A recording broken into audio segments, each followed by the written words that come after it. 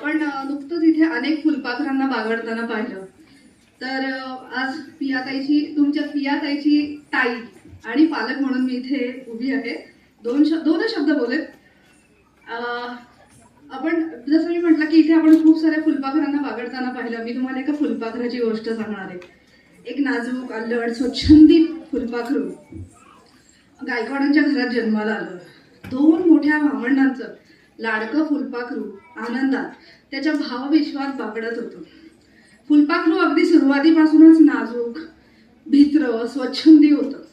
अगदी छोट्या छोट्या म्हणजे चाचणी परीक्षेला, 6माही परीक्षेला, अगदी वार्षिक परीक्षेला आम्ही तापाने फणफणून यायचो. दिवसभर खेळणार आणि दोन्ही भावंडांनी सांगूनही अभ्यास न करणारं हे आमचं फुलपाखरू. घरात सगळ्यांना असं वाटत असे की या फुलपाखराने सर्वसामान्यांना आखली गेलेली जी चौकट आहे त्या चौकटीत राहून स्वतःचं काहीतरी करिअर करावं किंवा उच्च शिक्षण घ्यावं आणि त्याच करिअरमध्ये काहीतरी छान करावं. पण आपल्या फुलपाखराने काय केलं, घरच्यांच्या इच्छेसाठी सक्तीने BCom, MCom, MPM केलं खरं, पण या एकाच रंगाचं आयुष्य त्याला जगणं अवघड वाटू लागलं.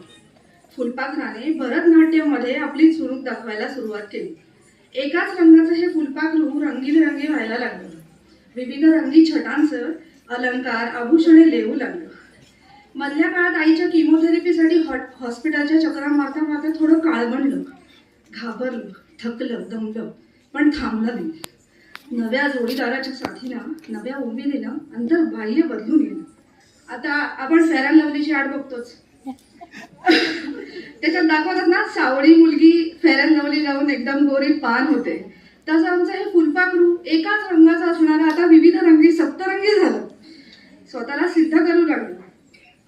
स्वच्छंदी स्वतः बरोबर अनेक फुलपाखरांना घडवू लागलं.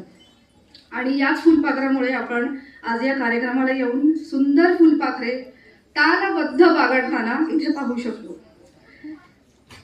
जसं आपण म्हणतो की श्री समर्थ कृपेमुळे शिवबा श्री छत्रपती शिवाजी महाराज झाले, तसे अनेक गुरु आमच्या ह्या फुलपाखराला इथे लावले. त्यातले काही इथे स्थानापन्न आहेत. हे मी वेगळं सांगण्याची गरज नाही. हे फुलपाखरू दुसरं तिसरं कोणी नसून तुमचीच पियाताई आहे. आणि जसं आपण म्हणतो